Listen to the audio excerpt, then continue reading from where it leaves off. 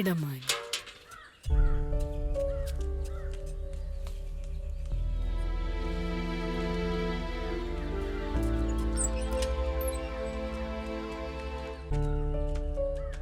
ಮಗ ಅದು ಸೋಫಿ ಟೌನ್ಗೆ ಹೋಗಿದ್ದಾಳೆ ಅಲ್ಲ, ಈ ಕಡೆ ಬನ್ನಿ.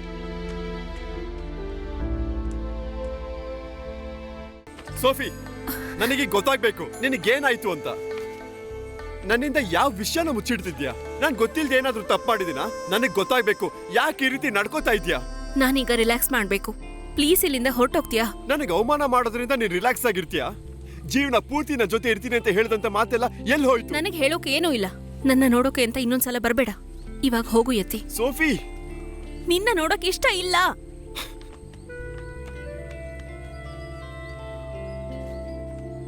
ಇದನ್ನ ನೀನೇನಾ ಹೇಳ್ತಿರೋದು?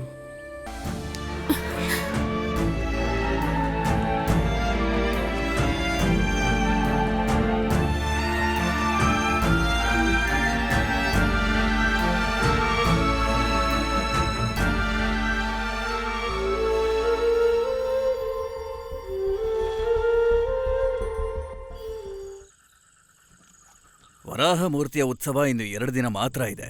ಆದ್ರೆ ತಾಂತ್ರಿಕ ಕರ್ಮ ಯಾರು ಮಾಡ್ತಾರೆ ಅನ್ನೋ ಸಂಶಯ ಅಂತೂ ಇದ್ದೇ ಇದೆ. ಅದ್ರ ಅನುಮಾನ ಯಾಕೆ? ತುಂಬಾ ವರ್ಷಗಳಿಂದ ಉನ್ನಿಕೃಷ್ಣ ನಂಬೂದಿರಿ ತಾನೆ ನಿರ್ಧಾರ ಮಾಡೋದು.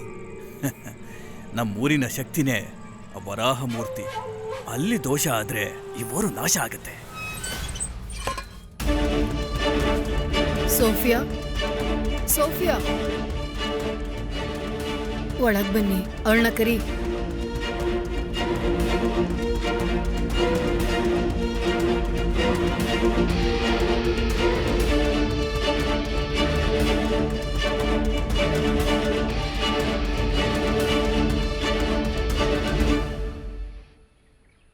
ಸೋಫಿಗಿವಾಗ ನನ್ನ ಮಕ್ಕ ನೋಡಕ್ಕೆ ಇಷ್ಟ ಇಲ್ಲ ಅಲ್ಲ?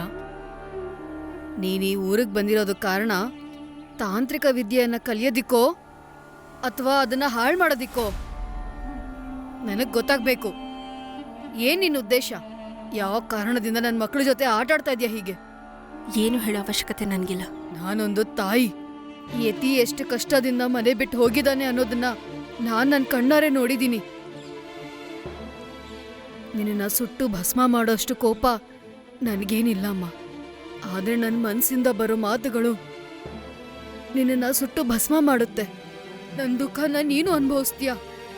ಒಂದ್ ತಾಯಿ ಮನಸ್ಸಿನ ವೇದನೆ ಏನು ಅಂತ ನಿನಗೆ ಅವಾಗ ಅರ್ಥ ಆಗುತ್ತಲ್ಲಮ್ಮ. ಶಾಪ ಕೊಡಬೇಡಿ.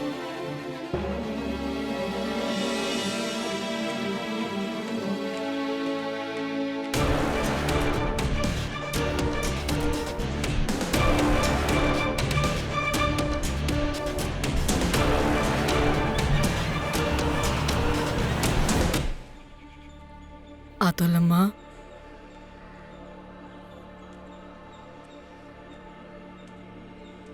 ಆತೋಲಮ್ಮ,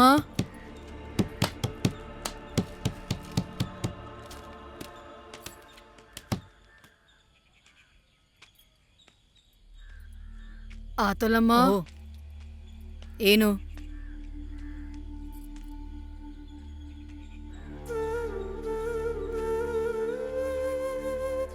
ಯಾರು ಹೇಳಿ ಕಳ್ಸಿದ್ರು ಅಂತ ನಾನಿ ಅಮ್ಮ ಇಲ್ಲಿ ಬಂದಿರೋದು? ನಾನು ದೇವ್ರಿಗೆ ಯಾವತ್ತೂ ಮೋಸ ಮಾಡಿಲ್ಲ. ನಾನಿಲ್ಲಿ ನಿಮ್ಮನ್ನ ನೋಡೋದಕ್ಕೆ ಬಂದಿರೋದು. ದೊಡ್ಡನಯ್ಯೋನು ಏಕಾದಶಿ ಪೂಜೆಗೆ ಗುರುವಾರ್ಗೆ ಹೋಗಿದ್ದಾರೆ ಅಂತ ಬಂದೆ.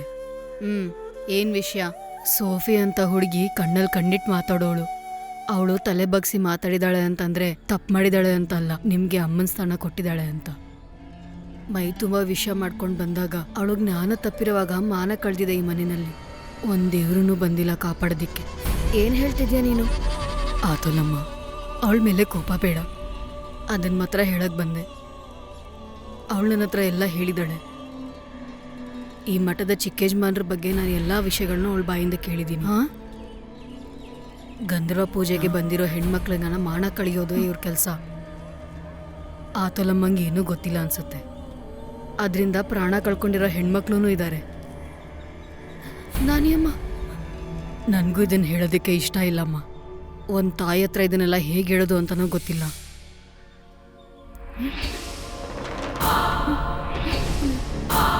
ಇಲ್ಲ,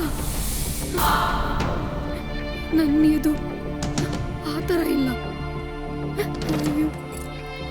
ಇದು ನನ್ ಮಗ ಅಲ್ವಾ? ಅಯ್ಯೋ, ನಾನೀ ಊರಿಗೆ ಬಂದಿದ್ದ ಕಾರಣ ಏನು ಅಂತ ಗೊತ್ತಮ್ಮ ನಿಮ್ಗೆ? ಅವತ್ತು ನನ್ಗೆ ಈ ಊರಿಂದ ಆಚೆ ಹಾಕಿರೋದು ಯಾಕೆ ಅಂತ ಗೊತ್ತಾ? ನಿಮ್ಗೆ ಗೊತ್ತಿರಲ್ಲ ಬಿಡಿ. ನೀವ್ ಹತ್ರ ಒಂದ್ ಸತ್ಯ ಹೇಳೋದಕ್ಕೆ ಬಂದೆ. ಏನ್ ಸತ್ಯ? ಏನ್ ನಿಜ ಹೇಳೋದು ಹೇಳಮ್ಮ. ಈ ಕೆಲಸ ನಿನ್ ಕೈಲಾಗುತ್ತೆ.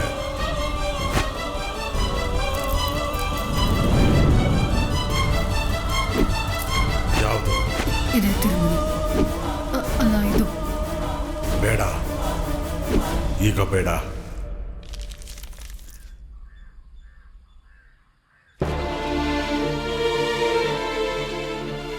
ದೊಡ್ಡಯ್ಯನವ್ರಿಗೆ ಇದನ್ನ ವಾಪಸ್ ಕೊಟ್ಬಿಡಿ. ಮಗುನ್ ಹೇರೋ ತಾಯಿಗಿನ್ನ ಅದನ್ನ ಹೆರಿಗೆ ಮಾಡ್ದೋಳ್ಗೆನೆ ಅದ್ರ ಕಷ್ಟ ಏನು ಅಂತ ಗೊತ್ತಾಗದ ಕಣಮ್ಮ. ಹೆರಿಗೆ ಮಾಡೋಳ್ಗೆ ಮುರ್ದಿರೋ ನರ ಮತ್ತೆ ಅದ್ರ ಆಳ ಎರಡೂ ಗೊತ್ತು. ಯಾವ ಮಗು ಮೊದಲೇ ಬಂದಿರತ್ತೆ ಅಂತಾನೂ ಗೊತ್ತಿರುತ್ತೆ. ನಾನವತ್ತು ಸಂಶಯ ಮಾಡಿರ್ಲಿಲ್ಲ ಅಂದಿದ್ರೆ ದೊಡ್ಡಯ್ಯನವರು ಆ ಮಗುನ ಸಾಯಿಸ್ಬಿಡ್ತಾ ಇದ್ರು. ನನಗಿವಾಗೆಲ್ಲ ಅರ್ಥ ಆಗ್ತಿದೆ ನಾನಿ ಅಮ್ಮ. ಎಲ್ಲ ಕಳೆದ ಇಷ್ಟು ವರ್ಷಗಳಿಂದ ನನ್ನ ಮನಸ್ಸಲ್ಲಿ ಭಾರ ಐತಮ್ಮ. ಮತ್ತೆ ಎಲ್ಲಾನು ನಿಮ್ಮ ಹತ್ರ ಹೇಳಿದ್ಮೇಲೆ ಮನ್ಸಿಗೀಗ ನೆಮ್ಮದಿ ಆಗಿದೆ ಅಮ್ಮ. ಇಷ್ಟು ವರ್ಷಗಳು ಯತಿನ ಈ ತರ ನೋಡೋದಿಕ್ಕೆ ಇದೇನಾ ಕಾರಣ?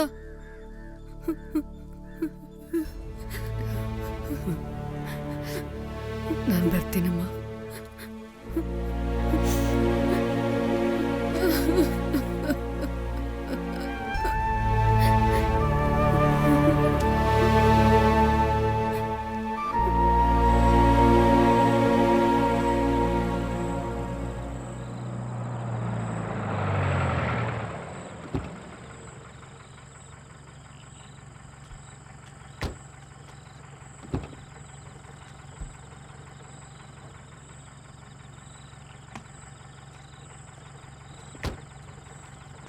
ಏನದು? ಯಾಕೆ ಕತ್ಲಲ್ಲೇ ಇದ್ದೀರಾ? ಏನಾಯ್ತು? ಮನೇಲಿ ಯಾರು ಇಲ್ವಾ? ಸಂಧ್ಯಾ ದೀಪ ಹಚ್ಚಿಲ್ಲ, ಗೊತ್ತಾಗ್ಲಿಲ್ವಾ? ನಾನು ಹಚ್ಚಿಲ್ಲ ಅದನ್ನ. ಸಾವಿತ್ರಿ, ಆಚರಣೆ ಮತ್ತೆ ಪರಂಪರೆನ ಮರ್ತ್ಯಾ? ದೇಹ ಮನಸ್ಸು ಅಲ್ದಿರ ಜಾಗನ ಶುದ್ಧಿಯಾಗಿದ್ರೆ ಆ ಪೂಜೆ ಮಾಡೋವಾಗ ಆ ದೇವ್ರು ಬಂದು ನೆಲೆಸ್ತಾನೆ ಅಂತ ಅಲ್ವಾ ನೀವು ಅವಾಗ ಹೇಳಿದ್ದು? ಏನಾಗಿದೆ ನಿನಗೆ? ಇಷ್ಟು ದಿವಸ ಇಲ್ದೇ ಇರೋದು ಇವತ್ತು ಯಾಕೆ ರೀತಿ ಮಾತಾಡ್ತಿದ್ಯಾ? ನಿನಗೆ ಗೊತ್ತಿಲ್ಲ, ಈ ಮನೆ ಮತ್ತು ನೆಲದಲ್ಲಿ ನೆಲೆಸಿರೋದು ಉಗ್ರ ಮೂರ್ತಿಗಳು. ಸರ್ವನಾಶ ಆಗುತ್ತೆ, ಗೊತ್ತಾ? 30 ವರ್ಷಗಳಿಂದ ಪಾದ ಪೂಜೆ ಮಾಡ್ತಾ ಇದೀನಿ ನಾನು. ನನಗ್ ಗೊತ್ತಿಲ್ದೇ ಇರೋ ದೇವ್ರ ಆತರ ಏನಿಲ್ಲ. ನೋಡು, ಈ ತರದ ವರ್ತನೆನ ನಾನು ಸಹಿಸೋದಿಲ್ಲ, ಗೊತ್ತು ತಾನೆ? ಮಗನೇ ಬೇಡ ಅಂತಿರೋನು ಬೇಡ ಅಂದ್ಮೇಲೆ ಅದು ಹೆಂಡತಿ ಆದ್ರೂ ಅಷ್ಟೇನೆ. ಅದು ನಿಜಾನೇ. ಆದ್ರೆ ಈ ಮಠದಿಂದ ಆಚೆ ಹೋಗ್ಬೇಕಾಗಿರೋದು ಕುಲದ್ರೋಹ ಮಾಡಿದಕ್ಕಾದ್ರೆ ಈ ಮಠದಿಂದ ಮೊದಲು ಹೊರಗೆ ಹೋಗ್ಬೇಕಾಗಿರೋದು ಇಲ್ಲಿರುವ ಮಠಾಧಿಪತಿ ನೀವೇನೆ. ಸಾವಿತ್ರಿ,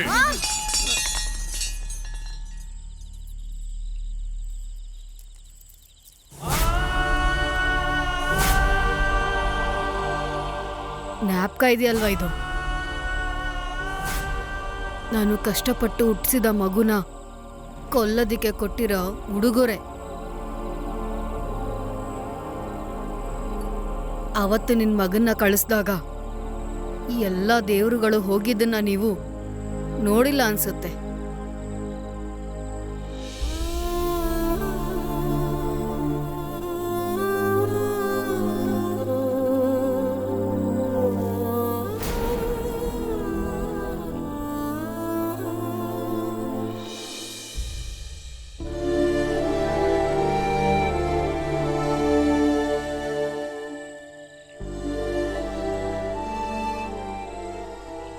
ಯತಿಯ ಜಾತಕ ನೋಡಿದಾಗ ಪಿತೃದೋಷ ಅಲ್ಲ, ನಂಗೆ ಆಘಾತ ಆಗಿದ್ದು.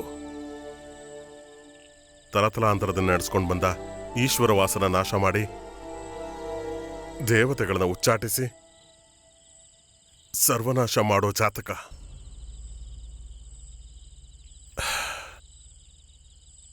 ಅದು ನನ್ನೊಳಗೆ ಭಯ ಹುಟ್ಟಿಸ್ತು. ಈ 2 ಮಕ್ಕಳನ್ನ ದೇವ್ರು ಕೊಟ್ಟಿದ್ದಲ್ವಾ? ಸಾವಿತ್ರಿ,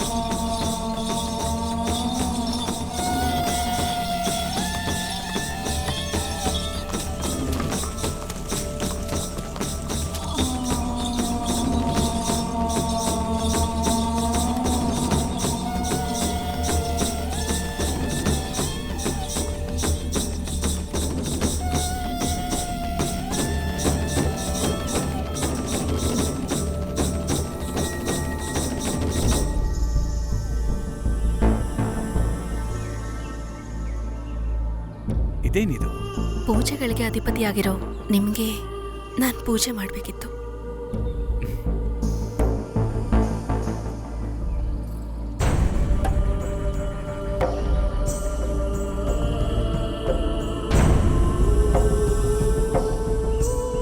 ನನ್ನಲ್ಲಿರೋ ಕಾಮವನ್ನ ಜಾಗೃತಗೊಳಿಸಿರೋ ಗಂಧರ್ವ ನೀವು.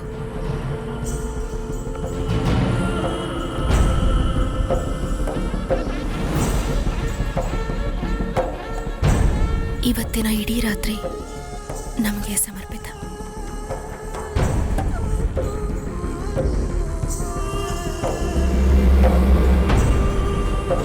ಈ ದೇಹದ ಸುವಾಸನೆಗೆ ನಾನು ಸೋತು ಹೋಗಿದ್ದೀನಿ.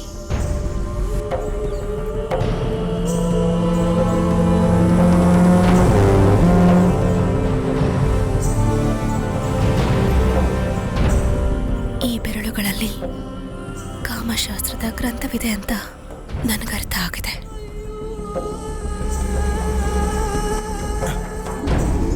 ಕಾಮಸೂತ್ರನ ಅರ್ದು ಕುಡ್ದಿದ್ಯಾ?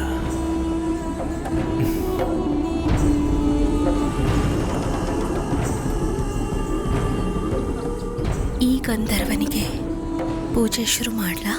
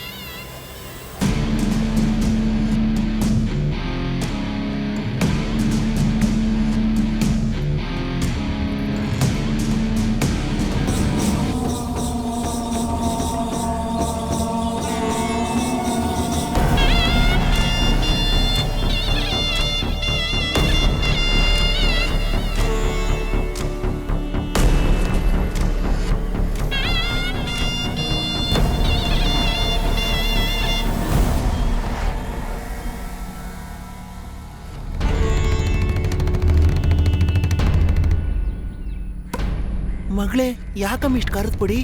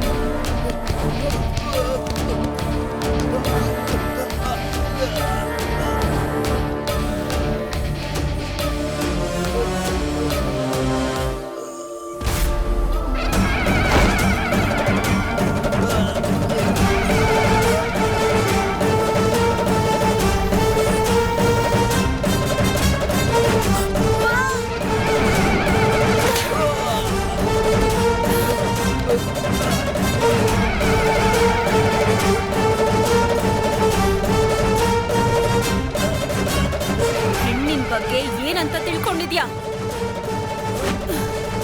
ನಿನ್ನ ಕಾಮ ತೀರಿಸ್ಕೊಳ್ಳೋದಿಕ್ಕೆ ಅವರು ಆಟದ ಬೊಂಬೆಗಳ.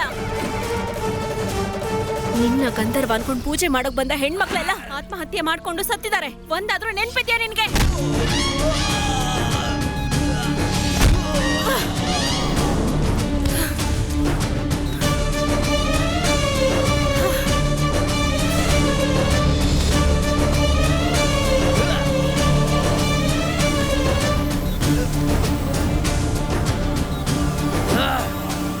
ನಿನ್ನ ತಂತ್ರ ಶಕ್ತಿಗಳಿಗೆ, ನಿನ್ನಲ್ಲಿರೋ ಕಾಮ ಚೇಷ್ಟೆಗೆ ನಿನ್ನ ಕೈಯಲ್ಲಿ ಸಿಕ್ಕಾಕೊಂಡಿರೋ ಹೆಣ್ಣು ಅನ್ಕೊಂಡಿದ್ಯಾ?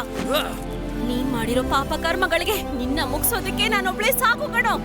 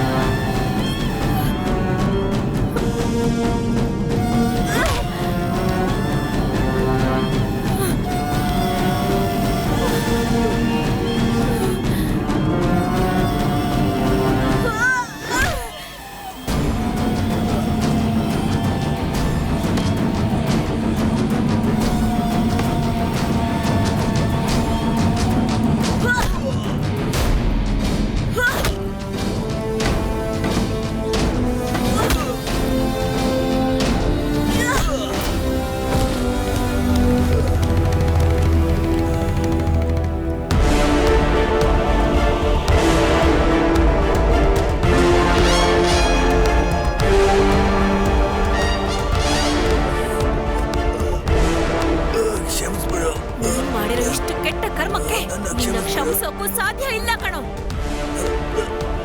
ಎಲ್ಲ ಧರ್ಮದಲ್ಲೂ ನಿನ್ನಂತ ಕೆಟ್ಟ ಹುಳು ಇದ್ದೇ ಇರುತ್ತೆ. ಪುಣ್ಯ ಕ್ಷೇತ್ರ ಆಗಿರೋ ಈ ಸ್ಥಳದಲ್ಲಿ ನಿನ್ನಂತ ಪಾಪ ಮಾಡಿರೋನ್ಗೆ ಕ್ಷಮೆ ಅನ್ನೋದು ಬರ್ದೇ ಇಲ್ಲ.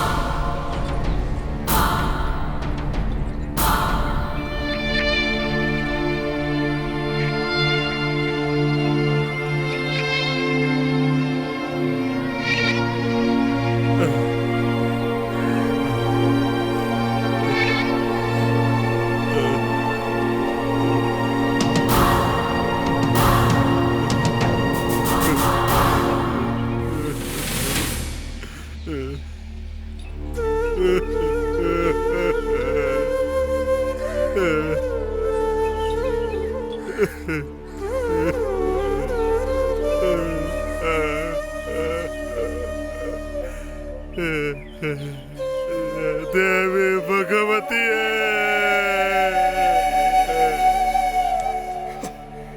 ಸೋಫಿ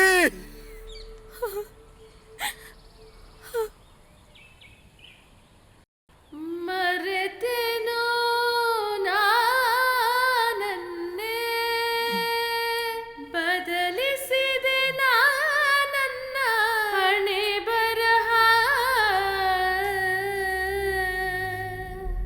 ಯಾರು ಜೊತೆಗೆ ನಿಲ್ಲಲಿಲ್ಲ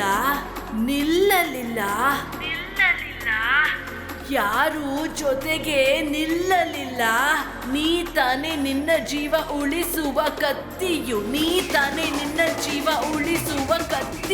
ಬೇರೆ ಬೇರೆ ಭಾಷೆಯು ಬೇರೆ ಬೇರೆ ದೇಶವು ನಿಂಗಿಲ್ಲಿ ಕಾದಿದೆಯೋ ನೋಡೆ